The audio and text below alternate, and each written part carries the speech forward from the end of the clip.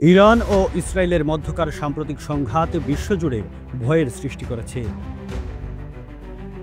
শুধু দুটি দেশের যুদ্ধ বলেই নয়, এই সংঘাতের ঢেউ ছড়িয়ে পড়তে পারে পুরো মধ্যপ্রাচ্যে, আর তাতে বাংলাদেশের অর্থনীতিও চাপে পড়তে পারে। গত 11ই জুন ইসরায়েল আকস্মিকভাবে ইরানের পারমাণবিক ও সামরিক স্থাপনায় বিমান হামলা চালায়।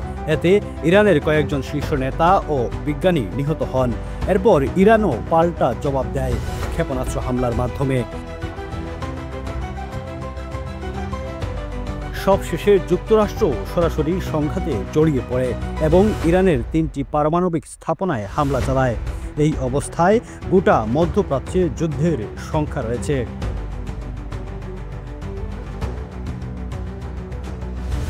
বিশেষজ্ঞরা বলছেন, এই যুদ্ধ যদি হরমুজ প্রণালী বন্ধ করে দেয়, যেখানে প্রতিদিন প্রায় 2 কোটি ব্যারেল তেল পরিবহন হয়, তাহলে বিশ্ববাজারে জ্বালানির দাম হঠাৎ বেড়ে যেতে পারে। বাংলাদেশ, যে দেশের অর্থনীতি আমদানি নির্ভর জ্বালানির উপর দাঁড়িয়ে, সেই প্রভাব সরাসরি টের পাবে। ঢাকা বিশ্ববিদ্যালয়ের ভূতত্ত্ববিদ অধ্যাপক সুব্রত সাহা বলেন, বর্তমানে বাংলাদেশের তেলের মজুদ মাত্র 45 দিনের। যুদ্ধ দীর্ঘ হলে এবং সরবরাহ বন্ধ হলে তা আমাদের শিল্প, বিদ্যুৎ ও পরিবহন খাতকে অচল করে দিতে পারে। Running a restaurant? Currywalla Media. Let's make your food famous with stunning photos, mouth-watering videos, and scroll-stopping social media. এদিকে আমাদের রপ্তানি খাত, বিশেষ করে তৈরি পোশাক খাত, নৌপথে পণ্য পাঠাতে সমস্যায় পড়তে পারে। অর্ডার বাতিল, বিলম্ব আর ক্রেতা হারানোর মতো বিপদ সামনে এসে দাঁড়াবে।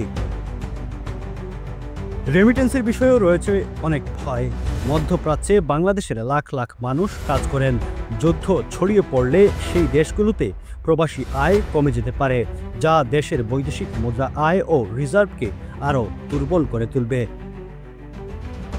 বাংলাদেশ ব্যাংকের মুখপাত্র মোহাম্মদ আরিফ খান বলেছেন, যুদ্ধ এখনও রেমিটেন্সে প্রভাব ফেলেনি, কিন্তু যদি তা সৌদি, কুয়েত বা ওমানে ছড়িয়ে পড়ে, তাহলে বড় ধরনের সংকট দেখা দিতে পারে।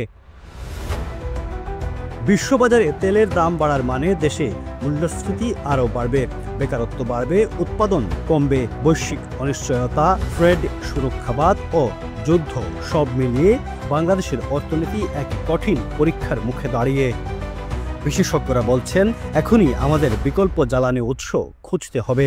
একই সঙ্গে রপ্তানি ও প্রবাসী আয় টিকিয়ে রাখতে কৌশল নিতে হবে, যেন বৈশ্বিক অস্থিরতার মধ্যেও দেশের অর্থনৈতিক গতি রক্ষা করা যায়।